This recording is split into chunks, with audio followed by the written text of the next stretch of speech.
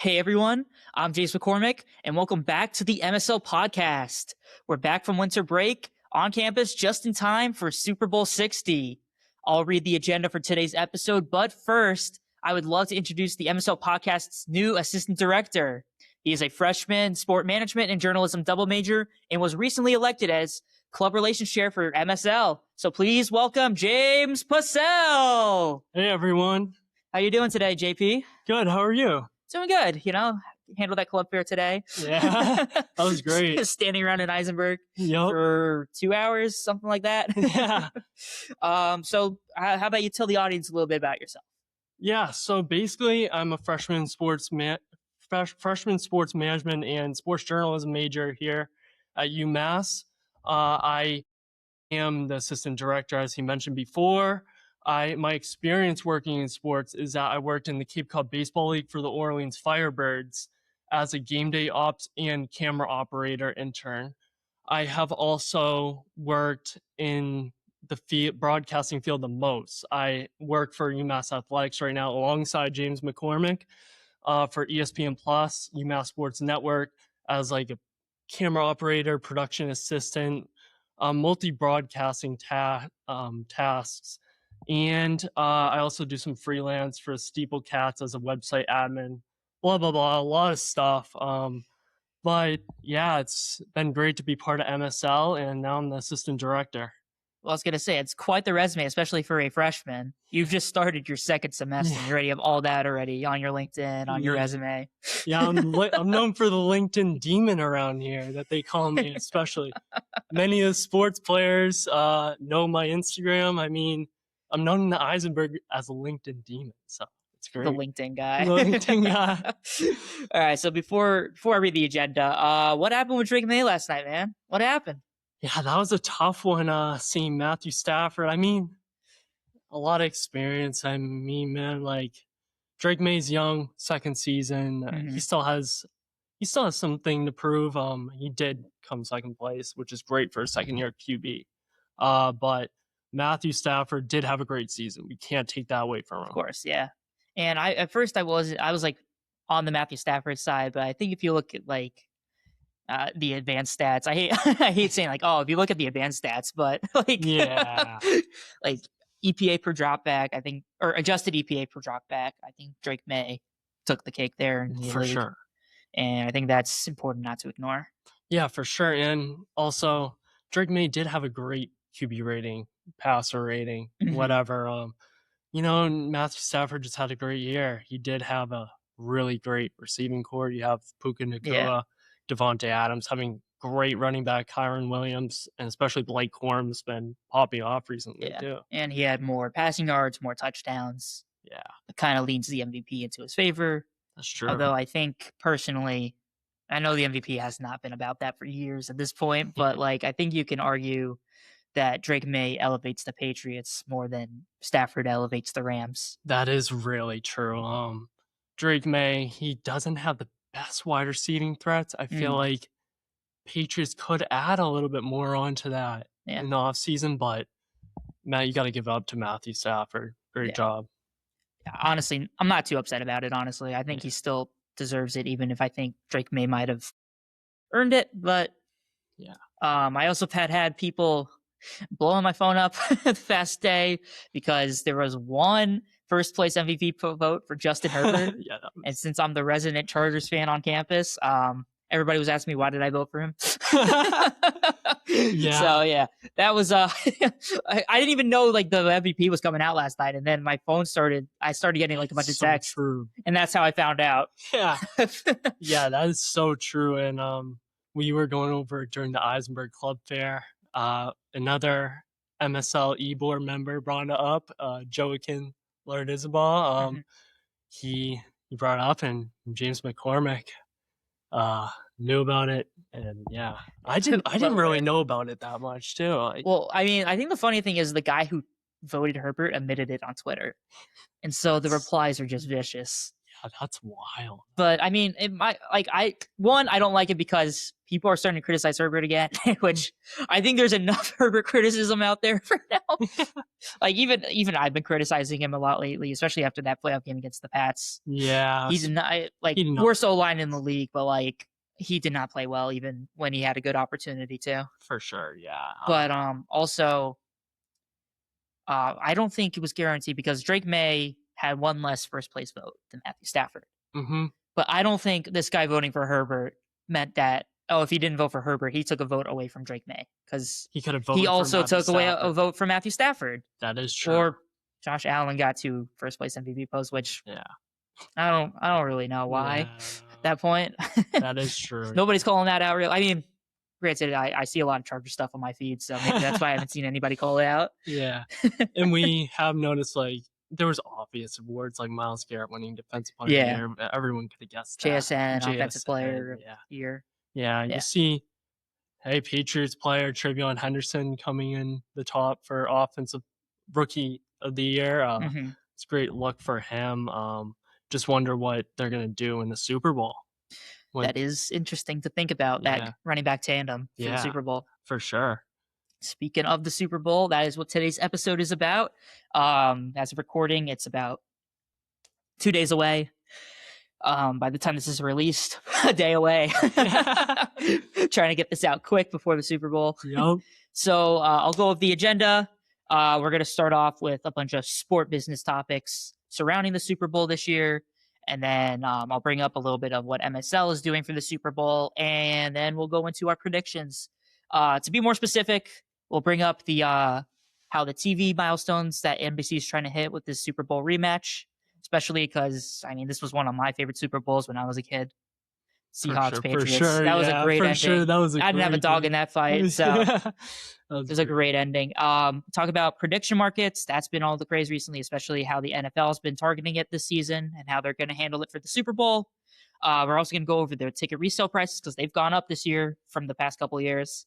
And then the Seahawks are expected to hit the market after the Super Bowl's over, which I had no idea until a couple of days ago. Yeah. I thought that was kind of out of left field, and we'll cover that a little bit more. I'll give my thoughts on that. And then, like I mentioned earlier, MSL announcements and then our predictions for the game. So let's start off from a sports article mentioned that the Seahawks Patriots Super Bowl rematch sets stage for a TV milestone. JP, why don't you tell us a little more about that? Yeah, so NBC is aiming to challenge or surpass last year's Super Bowl viewership record of 127.7 million viewers. And I think they can do that. Coast to coast viewership, that's a huge part. I think so too. I mean, obviously you get the West Coast Seahawks, although I don't love that argument. I know I wrote it down in the notes, but I think about it now. It's like, like a 49ers fan is not cheering for the Seahawks. Like that is true, yeah. But like, if you don't have a dog in the game, you might live on the West Coast. I'll cheer for the local team. Same thing with the East Coast. Yep. Especially Massachusetts. People I know that don't follow football that much, they're going to cheer for the Patriots. Everybody's cheering for the Patriots. But yeah, I think that also brings in more interest, as you said, into the game itself. Maybe I want to tune in when it's not like Eagles Chiefs, especially that's happened twice now. It is a second time rematch spread out, like you said. Yeah. The first one, 28-24. We all remember that. Everybody remembers the ending. Why didn't the Seahawks run the ball, Yeah, and you wonder how close this one's going to be. I personally think it's going to be a close game. I know, maybe if you have seen the TikTok or the Instagram post on MSL, I did say 3 scores, but let's be honest, it is going to be a close game, mainly because you see the Seahawks have JSN. They have they have threats like upon target. Cooper Kupp. And then the Patriots just have an amazing defense this playoffs. And I think the viewership numbers will spike. One thing that I didn't really notice until recently, we talked about in my sport finance class about Peacock. That is NBC's own streaming service. The game is going to be available on there. It's not exclusive. I I believe there is an exclusive Peacock game, or there is exclusive games for playoff games, I should say, for streaming. For sure. Yeah. And that was introduced like 2 years ago. And I like, might have been the Chargers game that was like locked behind it. Yeah. Or something. Yeah. Or something like that. Or no. That was a regular season Chargers game is when they tested it. And then they did it for the playoffs. I'm like, there's no way this sticks. People are not going to, tune in for that. And then 2 years later, it seems pretty normal now. Well, especially this is not exclusive. It should not be exclusive. At least the Super Bowl should not be. But where I'm going with this is that it expands the reach that NBC has because not everybody has cable anymore. That is true. And having it on a streaming service, I think can boost it because last year was on Fox. Fox doesn't have their own exclusive streaming service. And so, they were just through traditional methods or their website. And have you seen that FiOS isn't partnered with Fox Sports anymore? They aren't? I No, they aren't. That. Yeah, so a lot of people, unless they disagree with the deal, but over winter break, FiOS really, like, as you turn on Fox Sports, it's like, they're settling an agreement, and that's crazy. But I feel like that it does happen. That happens with sports rights. Yeah. Multiple times a year. I mean, last year, a couple months ago, YouTube TV and ESPN, I missed out on, for sure. Yeah, I could not watch a lot of the sports I do through YouTube TV. Yeah. There's other ways of watching it, but I couldn't watch it normally, which sucked. I mean, there was good college football on and I missed it because a lot of my college football watching is just turning on the TV on Saturday and seeing what's on. Yep. And when I couldn't do that for a couple weeks. That is true. That sucked. I mean, that really blew. I mean, thankfully, they got to an agreement. I don't think my YouTube TV payment has spiked yet. We'll see. You never know. They never know raise the prices. Yep. It just keeps going up. Yeah. Yeah, bringing it back to Peacock, though. Like I said, I think it's going to expand the reach. And I think that gives it a better chance of getting over that Fox total from last year. We can also bring up the Super Bowl halftime show, Bad Bunny. A lot of people are Bad Bunny fans. He just won Album of the Year, I believe. Yeah, I believe. But or was it Album of the Year, Artist of the Year? I didn't keep up with the Grammys this year. Same. But it was nice to see him win. And I think it'll be interesting just because I feel like he has a pretty broad reach. For sure. Both and across domestically multiple and internationally. Cultures, yeah. Across multiple cultures. He's pretty inspirational right now. That's why they picked him. I mean, he does have a great outreach among people. Peacock, it is a interesting thing. I just think like Peacock is mainly like people do have to pay for it. Yeah, that's the tough thing, and a lot of college students, don't really want to pay for it. It's like, but we do have the MSL watch party and people can tune into that. Yeah. Good plug there. Yeah. If you're on campus, pull up to the MSL watch party. we can bring up the details later too. Yeah. When we're doing the announcements. Yep. I think one more thing I wanted to mention about NBC is this is a pretty good time for NBC if they're looking for sponsors. It's something they've pitched to sponsors. They're calling it Legendary February. Because NBC has the rights to the Super Bowl this year. They have the rights to the Olympics, and that started, I think, last night. Yeah, I missed the snowboarding. I'm really upset. I didn't know it started. I think curling started a little bit earlier, too. Yeah, I was seeing the clips on Instagram. That is amazing sport. I love looking at that. Big curling fan? Yeah, I'm a big curling fan. Winter Olympics. I took that after my dad. My dad loves that. Nice. Yeah. So interesting. Yeah. So interesting. I always wonder how that works. So I don't know anything about it. I'll just turn it on. Yeah. Or the most I know about is when I would play the Mario and Sonic Olympic games on my Wii. And I would just shake the Wii remote. The Wii Sports days, Wii anything wow. Wii anything, yeah. So NBC has the Olympics. Winter Olympics just started, and they have the NBA All-Star Game. Yeah. So they have all three coming up, and they're trying to promote everything into one. So when you're watching something on NBC, instead of just promoting one event, they'll have all in one commercial. And then they're also providing that to sponsors, I believe at a discounted rate. Don't have a source for that, unfortunately. Yeah. I just heard about that in my sport and digital media class, where we kind of go over, these media companies, how they work within sports. Yeah. At least that's what we've talked about so far. for this Super Bowl, a 30-second ad, and companies usually shoot for 60, so it's double that. But a 30-second ad cost around $8 million. Wow.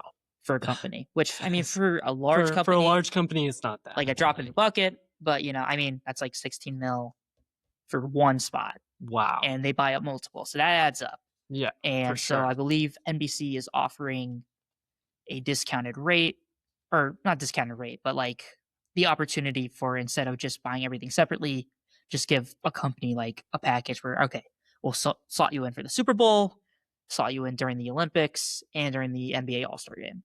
And I think, well, that might not increase viewership, but I'm just talking about like ad wise, like ad revenue wise. Yep. I think it's an interesting strategy, because I feel like this hasn't really happened before, because I mean, when has the Olympics fallen on the year that NBC has the Super Bowl, Yeah, that is crazy. It's crazy. Like the Olympics, like so much broadcast in sports. You love to see it by NBC. And these packages are gonna be great for this the advertising. Yeah, advertising. Although I'm thinking about it now. This is a reason for students to buy Peacock. You get both the Super Bowl and the Olympics. You buy 1 month, maybe you cancel afterwards, but you get in their ecosystem. For sure, yeah. Start watching some Office episodes. Maybe you keep subscribed. For sure, man. All right, let's move on to the next topic that we wanted to cover, prediction markets. Another front office sports article. You can't tell I'm a big front office sports fan. I'm always reading it when it comes to sport business. Headline reads, NFL will not allow prediction market Super Bowl commercials. JP, you want to tell us a little bit about that?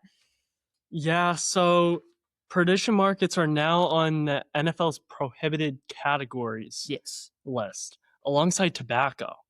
They were already banned for all NFL broadcasts this season. But the real question are what are prediction markets? Well, I mean, for those that haven't heard, I guess, or don't really know, I mean, because the advertising is just everywhere. I mean, me and my roommate Ryan were complaining about it the other day. I'll get into that in a second. But so basically, these platforms, Kalshi, Polymarket, prediction markets let users bet basically on the outcome of an event. So I think the most popular example was like for the U.S. election, people were betting on who was going to win and betting on it like a sports game, which is crazy, I think. And it's not only Polymarket and Kalshi anymore. I mean, they're the big two, but I believe other more traditional betting companies like FanDuel, DraftKings, they're starting to follow suit, create their own prediction markets. And it's starting to be introduced into these leagues. These leagues are providing data to these betting companies for it. But yeah, I mean, I'm honestly happy it's being banned.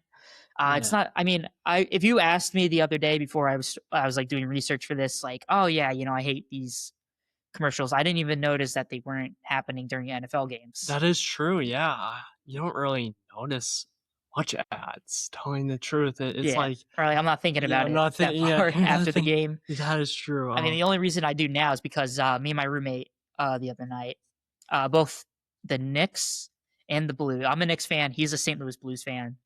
They were both on national TV back to back. Wow. And so we watched the games back to back, and the same Kalshi ad with like the AI generation of like historic events on like, oh, don't count out the underdog. And like it was giving Kalshi odds on like Sparta winning the Greek War or something. I'm like, wow, I didn't know. This is stupid. And it played like at least 10 times. That's crazy. We were just sick of it. And like, we should have kept a tally, because like it got to a point like every time it was on, they were like, this again. Yeah. Wow. So like, it's just, I think it's just, in general, I'm just sick of like gambling ads, and we're going to see a ton of it during the Super Bowl. Even the prediction market's out, you're still going to see your favorite celebrity promote FanDuel, DraftKings, Caesar Sportsbook. Yeah. How many more can I fit? And them saying like, bet $5, bet something for $300. Yeah, get your bonus back. Yeah, get your bonus back. Give us more money. Yeah, make you more addicted. Yeah. So besides us hating prediction market in general, the NFL's concern is mostly about the integrity issues. because prediction markets don't have the same. From the article, it states that the prediction markets don't have the same safeguards found in like the more regulated sports betting and prop betting, which I mean, prop betting has also been under fire lately in different sports. But there's not really protections against like or like market manipulation, as the article states, and they don't have that official league data that some of these more traditional companies do have.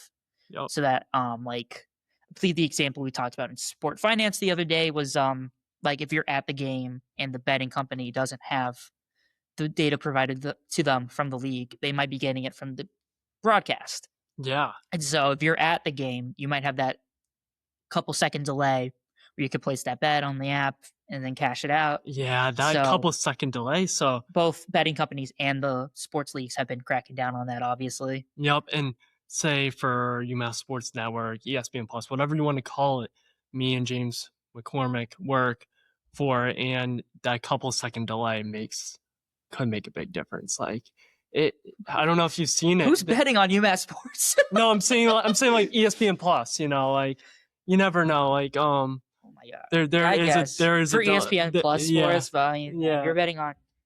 Yeah, there is a delay in Look, ESPN if you're betting on Plus. UMass Sports, call the number, Ross.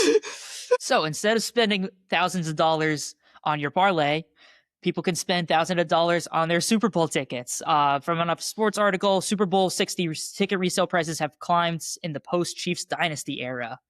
I don't know if it's a little too soon to call it the post-Chiefs dynasty era. It's one down year, but it's just front office sports words, not mine. The resale prices for Super Bowl tickets, they're already expensive enough, and the resale ticket prices have jacked up the prices. JP, can you tell us a little more about that? Yeah, so entry level get-in prices are around $6,500, which is 40% higher than the entry point of $4,600 after last year's matchup was set. That is crazy, number. Especially, I mean, last year's Super Bowl was in New Orleans.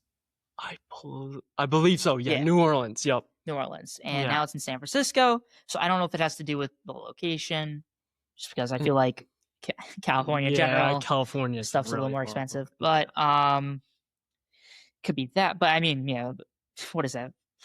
$1,900 increase. Yeah, like that's not just because it's in Cali. Wow, that's more than paychecks.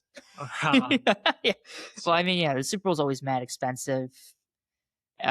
Especially like these are probably not even the best seats. Paying $6,500, not even for good seats. Yeah, for sure. I guess it's also the experience around the stadium in Santa Clara. Yeah. One of the things that Front Office Sports pointed out in this article is that the end of the Chiefs dynasty, or the Chiefs just not being in the playoffs in general, in the Super Bowl, because they were in the past 3 up to this point. That might contribute, because I guess people that weren't buying Super Bowl tickets beforehand were like, oh, it's the Chiefs again, I'm not going. Are now going because it's not the Chiefs, I guess. Patriots. I don't know how much that really, correlates, because I feel like if you're going to the Super Bowl, it's either because your favorite team's playing, or you got the money for it. Yeah. Another thing, like, it is a matchup again with the Patriots and Seahawks, like we mentioned before earlier in the podcast. Patriots are a really strong fan base. You gotta look at it that way. In Seattle, it is on the same coast as California, so you'll see a lot of, I think, Patriots fans, or just there's a lot of different fans who go to the Super Bowl in general. Yeah. But yeah, and a major, like the Chiefs effect, a major factor citing the stronger market is the end of the Chiefs dynasty. And like you mentioned before, like we don't know if the Chiefs are done yet, but they still have tons of pieces. Many players, like Patrick Mahomes still on the team, of course. You have Xavier Worthy. He can turn up at any point. He has tons of speed. You have a couple other players, but yeah, people love to see the Chiefs dynasty end because they have been popular for a while now. It's the same thing with the Patriots beforehand. You're seeing it with the Dodgers and the MLB. For sure. At the top, that's when everybody hates you. Yeah, and you see it like the Rams are. It's just like a lot. Like there's a lot of competitive teams And then there's teams that are like usually, just like bottom of the pack a lot. But The Jets. the Browns, you can list some Jet teams. stray in this podcast. Yeah. But yeah, we'll see what the attendance numbers are in the Super Bowl, but people are going to spend the money. They want to experience that Patriots versus Seahawks matchup. And or just people love going to the Super Bowl. I know a family friend who always loves going to the Super Bowl. Does he get good seats or? I don't know about that. Probably not. Like that. Yeah, it's like that's a lot of money. Yeah, I can't imagine. I mean, look, maybe once. Maybe once. $6,500 for a game. I wonder. I'm not spending that kind of money. Did you look into the seating? Yeah, I would assume that's like not the best seating. I mean, it's probably decent. It's get-in prices, It's probably just like an average. Yeah, for sure. But yeah, the Eagles, Kansas City Chiefs, you'll name it. People love to see dynasty sale. Yeah. But guess we'll see. Patriots could get a comeback. You never know. Oh, well, they have gone. I mean, I guess you mean like the dynasty coming back. Yeah. Okay. Yeah. But yeah, what do you think mainly? Like obviously I'm a Chargers fan, so no, like I don't have any problems with the Chiefs fading away into obscurity. But yeah, I mean, like I said, I just don't know if that's really a major factor, like this article points out. Yeah. The prices have gone up because, or they're not saying because of it, but they're like that it's a big factor. I'm not sure I fully agree with it or not, Yeah. Just, I feel like, if you're going to the Super Bowl, it's because your team's, like, I'm just repeating myself at this point, but like, your team's there or you're going to the Super Bowl. You're not going to the Super Bowl. Like, I got $6,500 burning in my pocket, but the Chiefs are playing. I'm not going to go. Like, yeah, I feel like that's not like a reason. Yeah, that is true. At least not a realistic reason. So we've talked a lot about what's happening during the Super Bowl. Let's talk about what might happen after the Super Bowl, because this dropped recently. Yet another front office sports article. Seahawks expected to hit market after the Trailblazers sale closes. And that was a shock to me because, I mean, I feel like the Seahawks have been one of the better franchises in the NFL in the past decade and a half. I mean, this is their third Super Bowl appearance in 15 years. For sure. And speaking of that, I was in the production room when that news broke out, or close to when the news broke out. I was shocked. Everyone was talking about it at that point, and we were like, yeah, shocked to say the least. The Seattle Seahawks are widely expected to put up for sale later this year, like after the NBA's Portland Trailblazers closes, which FOS Front Office Sports says is expected in March 2026. Which is pretty close to right now. It's pretty close. This is all in connection to former owner Paul Allen. Anytime I hear that name, I just think American Psycho. Let's see Paul Allen's sharehold. Wow. So, jokes aside, the potential sale ties back to the late Microsoft co-founder who owned the Seahawks. He mandated right before he died in 2018 that his sports holdings be sold off. The Trailblazers are currently being sold. The Seahawks are expected to be next, and he also has a 25% stake in the Seattle Sounders, MLS soccer team. So yeah, it's expected March 2026. Yeah. But it's not set in stone yet, so it's unclear whether it's going to be if they're going to be listed as soon as the Super Bowl is over, or if they're going to wait a little bit after the Super Bowl. Yeah, and I think this might be a good time to do it. I know like people might disagree with me, but Celtics, they sold it or are gonna sell it, their team, right after they won after they won. Now if Seahawks win it, that could be a great idea. I guess, profit-wise. Yeah, yes. Profit-wise. That's what I'm saying, the profit. If you're a Seahawks fan, this might burn a little just because Yeah, Seahawks have performed well under this current ownership. for sure. Yeah, and the Seahawks have been a great dynasty, like you said. And the in my opinion, I think profit-wise, this is going to be a great idea. Yeah, they're definitely getting return on Paul Allen's investment. For sure. Let's see Paul Allen's investment. Yeah, that'd be crazy. And that's valuation expectations. The Seahawks are expected to fetch more than the Washington Commanders did for the 2023 sale, which they sold for about $6.05 billion. Wow. Yeah.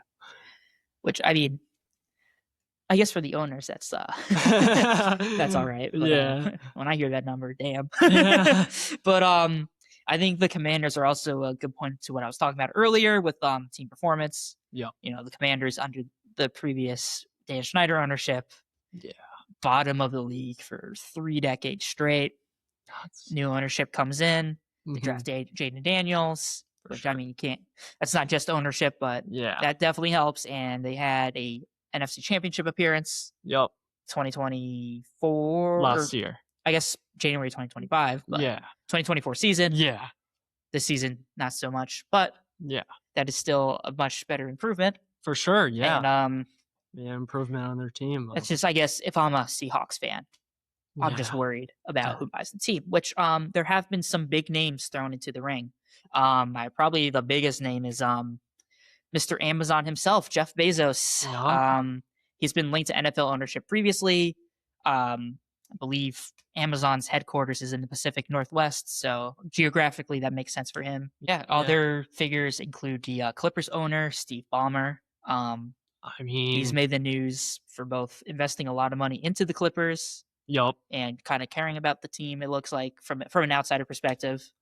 Yeah, in my opinion, the Jeff Bezos thing, him buying the team, it can really turn around the franchise. You never know if it can be a good thing or a bad thing. Like recently, he laid off 300 in the sports section for the Washington Post. You never know what can happen with his ownership. Well, yeah, that was a big story recently, the Washington Post layoffs, especially when the owner of the Washington Post is Jeff Bezos, and he wasn't able to keep that afloat. So I guess you could wonder, is he going to handle the Seahawks in the same way? That could be a concern. Yeah. Maybe he prioritizes the Seahawks a little bit more because as important as the Washington Post is, I believe the Seahawks are probably a better revenue generator than the Washington Post. Yeah. So that might give Jeff Bezos more incentive to invest more in the team, take a little more care with it. Yep. And for sure with like the breaking news, you'll hear Jeff Bezos a lot. Like that, even like in multiple classes, news literacy, sport, history of sport for me. I mean, a lot of classes at universities are talking about this Washington Post layoff, and this can be a major thing in sport classes, especially with if he does get the Seahawks.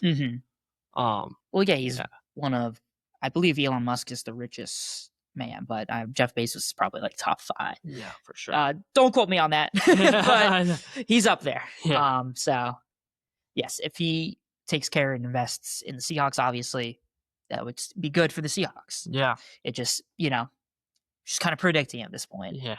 Can't say for sure.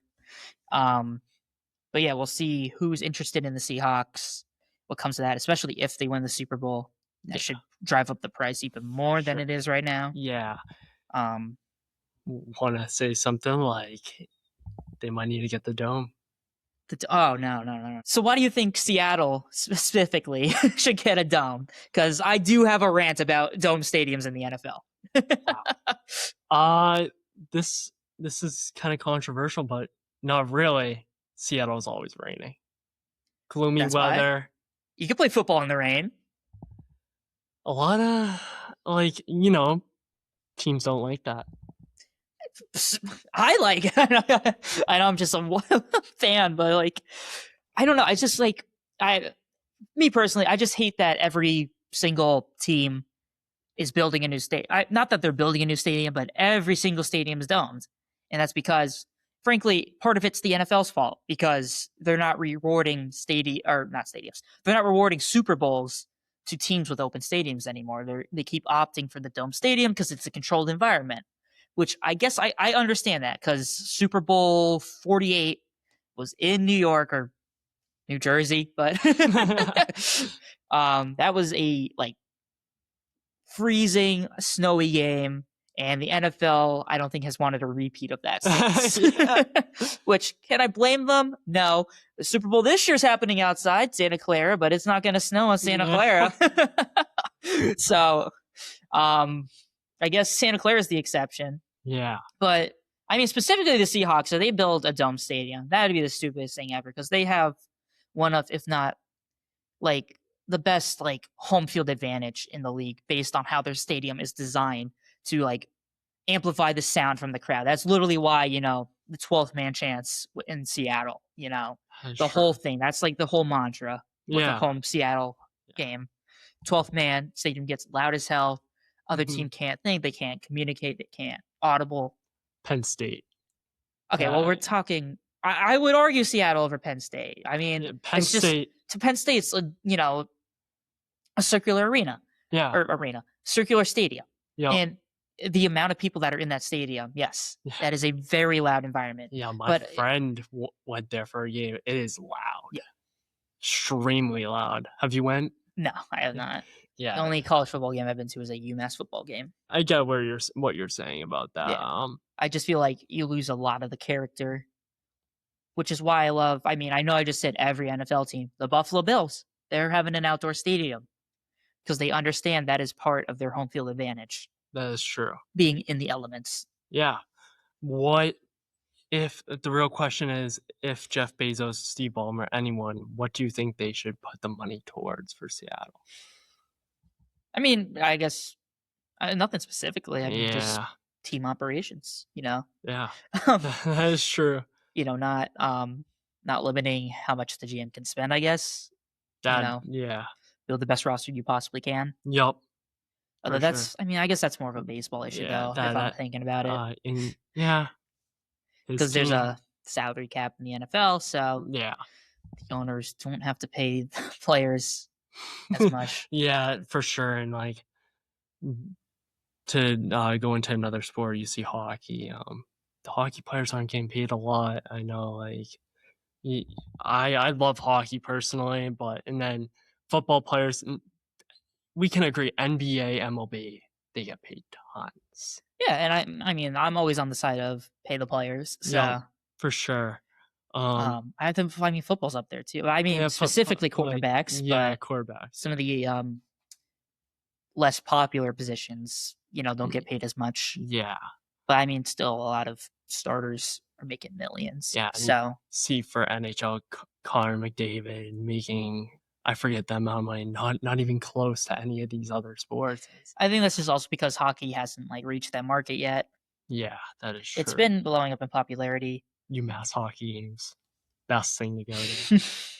On campus. Yeah. I mean that, and I've been to a couple of women's basketball games with my friend Joe. Those are always fun. For sure. The women's team's still undefeated at home. Yeah, they're amazing. They're killing it. They're amazing. Rank them. Yeah. Yesterday we were up 22 to. I mean, UMass women's basketball, not us, but we were. Can't say that. UMass women's basketball was up 22-5, right, in the first quarter. It was a 17-0 run to start the game. That is yeah. We were at Franklin Dining Hall. We were 17-0. That is pretty crazy. Yeah. And I talked to people who worked the game. Texted a couple of my friends who were working the game. They were like, "Yeah, that game was amazing for UMass women's basketball." Just to dig into a little bit UMass. UMass women's basketball has been doing great. Yeah. Love to see it. And I guess we'll see how many other teams do next year if we rise in popularity in other sports, Mm-hmm. Yep. Yeah. All right. So that's a lot about the Super Bowl. Let's talk a little bit about MSL. We got two things coming up for the Super Bowl. First thing is Super Bowl squares. We got those up. MSL Super Bowl squares are $5 each with no limit on the number you can purchase. 50% of the proceeds will go to the winners. and the numbers will be randomized. Payment is due before the start of the Super Bowl. So Venmo at RyanW_22. Send in your money. There's also instructions on the MSL's Instagram page. Also, our link tree should have the instructions. So I say our link tree, I mean MSL link tree. There's an MSL podcast link tree. So yeah, if you're interested, make sure you do that before the start of the game. Help support the club. And JP, tell us about the Super Bowl watch party that you're running. Yes, club relations chair. I run the Super Bowl watch party. It is, of course, Super Bowl at 6. It's going to start at 6 p.m. in room 126 in the Eisenberg. It will be amazing. We will provide food, drinks. And it's a great way to watch the Super Bowl for free. And buy YouTube TV subscription. But yeah, it's gonna be pretty fun. A lot of collaboration. It's fun to talk to people, not sitting in your dorm room or. But yeah, it's gonna be fun. Love to see people there. And we will keep you updated on announcements on Instagram. Stories if the room does change from room 126. But yeah, we'll see what happens. Yeah, excited for it. Can't wait. Yeah, for sure. All right, so let's end this episode with some Super Bowl predictions. Yeah. let's start our first take segment. So JP, why don't you go first? You got the homer pick probably. Well, I am from Massachusetts, let's put it that way. I gotta go with the Patriots. There might be a little bit bias, but not at the same time. We have an effective offense, but in the playoffs we might have not been playing the great offense. It's Super Bowl time. Patriots will turn up in the Super Bowl. Player to watch, Drake May obvious. He's gonna bring that mentality to the Super Bowl, that Drake May mentality. We will also, like we mentioned before in the podcast, let's see what the run game does. Ramondre Stevenson, Trevion Henderson being in the top for offensive rookie of the year. Mm-hmm. You'd love to see what he's doing on the field. Ramondre's been stepping it up lately, having amazing games. And we have playmakers, maybe not the Patriots. I'm sorry for saying we. But I do that with all my favorite teams. So I mean, I'd be a hypocrite if I said something. Playmakers everywhere. We have Stephon Diggs. We have Hunter Henry. Mac Hollins has been stepping it up. He's a good pass blocking wide receiver. He got open on a flea flicker. Mm-hmm. He's been doing great for third string mainly.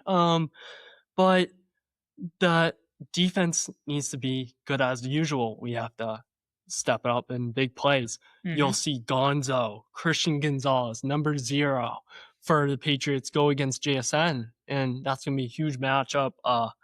We'll love to see that as fans. That's a huge matchup, but the Seahawks are a tough team. And what do you have to say about the Seahawks? So yes, I'm going to be the contrarian to everybody here in Massachusetts. I'm picking the Seahawks to win. I'm not really biased. I don't really have a dog in this race. The Patriots did beat the Chargers, but I was more upset at the Chargers than I was the Patriots. So yeah, that was a brutal night. But enough about the Chargers. Not usually part of these Super Bowl talks. Let me tell you why I think the Seahawks are going to win. I'm going to bring up advanced stats again. Both defenses were stellar in the regular season. I will admit that. If you go off points per game, not really advanced stats, but just I think it's something important to point out. Seahawks were ranked first in the league in points per game allowed, 17.1. But the Patriots were tied with the Texans in second place, and they were only 17.3. So it was like a 0.2 point differential. Just thought it was important to point out that both the defenses have been performing pretty well in that regard. But I believe the Seahawks defense has the edge. The Seahawks were first during the regular season in defensive EPA per play. Normally you want a negative rate for that, and their rate was negative 0.113, which was first in the league, as I Just repeated myself. Also, they had a dominant rush defense during the season. They were first in rush EPA at negative 0.206. So while you mentioned you might want to see how the run game does with the Patriots, Seahawks have been shutting that down all year. Sure. But I think something that's been interesting is that the script has been kind of flipped during the playoffs for the Seahawks. And I know it's a 2-game sample size, but if you compare it to everybody else that's played in the playoffs, Seahawks are first in offensive EPA per play at 0.210. Yeah. They've just been killing it, especially against tough teams like the Niners, even though they were a bit banged up, and the Rams. Yeah. And I think that's important to point out that they're still top of the pack offensively against those tough teams. Their offense has been first in drop back EPA, 0.439. So every time Sam Darnold drops back. For those that don't know, because this is something I started learning about over winter break, EPA, expected points added per play. And then speaking of Sam Darnold, I think he's been a little bit of an unsung hero, not the MVP candidate that Drake May was during the regular season, but Darnold has been first in the playoffs in adjusted EPA per play, 0.393. And Darnold was also first in success rate at 57%. So I think this offense is going to keep that momentum. Going away from the advanced stats, JSN just won Offensive Player of the Year. That dude's been on fire. I think K9 is an absolute dog. He had like 3 touchdowns against the Niners. Yep. Just absolutely walked them down. Yeah, I know. I think he's going to be K9 an is a X factor. I think he's a sleeper pick for Super Bowl MVP. If the Seahawks start relying a little bit more on the run, if they can expose the Pats' rush defense. Yeah, for sure. K9 is a beast. He is a beast. Marshawn Lynch, they produce amazing running backs. Yeah. You had Charbonnet as their backup running back for the season. He got hurt, but Don't get me started. I had Kenneth Walker on my fantasy team, so yeah, I wasn't the biggest Zach Charbonnet fan during the season. But yeah, the defense for the Patriots has been playing great. I've been watching the games. But yeah, Milton Williams, another name on the Patriots. He's a great player. Yeah. Great player. You have like other players stepping on the defensive line. Karius Tonga, Elijah Ponder, team players that you would not be expecting to go off like they are right now.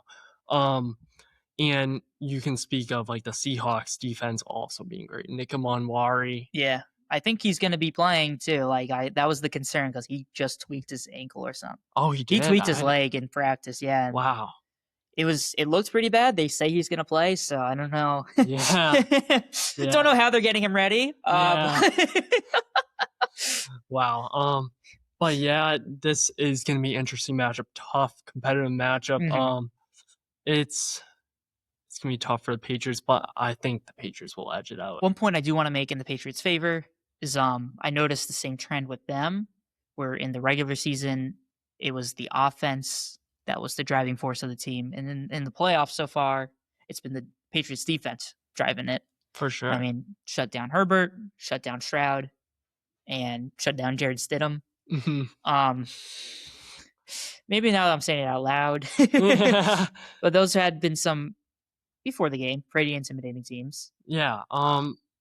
I mean, the Texans can't predict Bo Nix tweaking his ankle on the last play of the game. Yeah, that was pretty crazy. So yeah, I can't really hold that against the Patriots, but their defense has gotten the job done, and I think that's important because if they weren't, I think this would be territory for the Patriots against this red hot Seahawks team.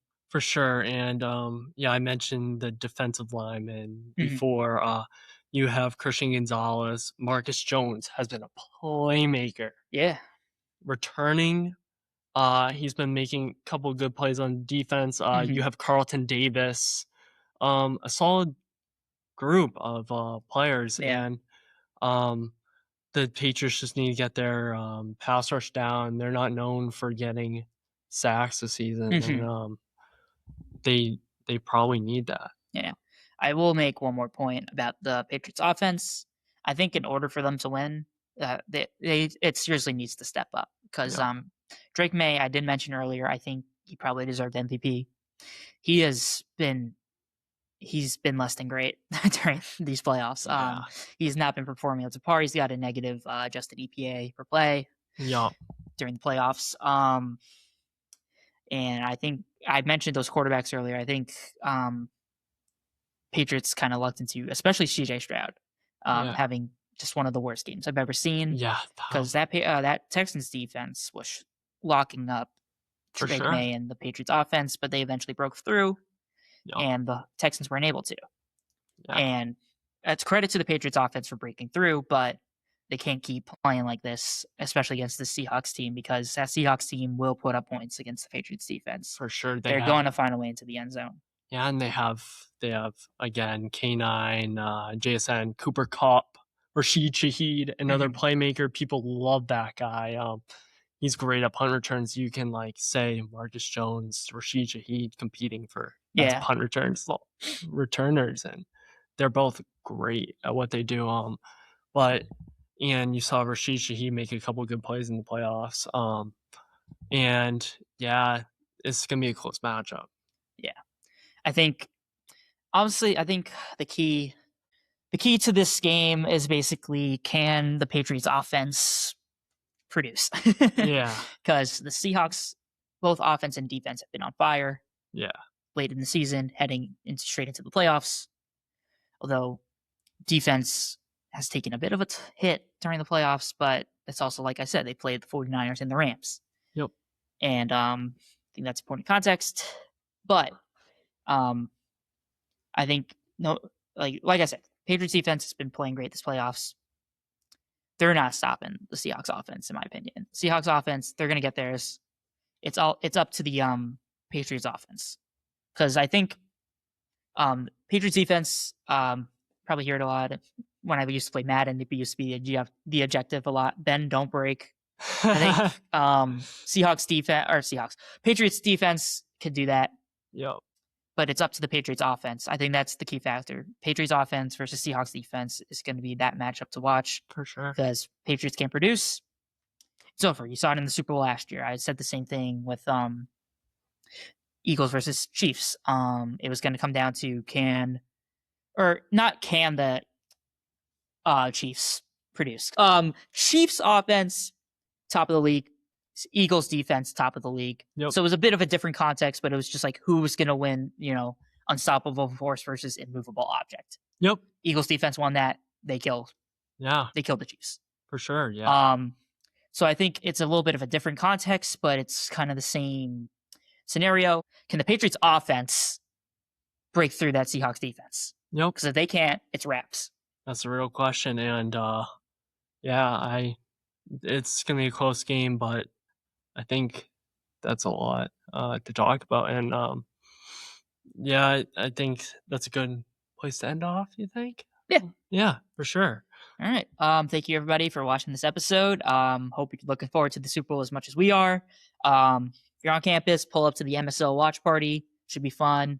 Also, buy some MSL Super Bowl squares. We'll see you on the next episode with James Possehl. I'm James McCormick, and thank you guys so much for watching.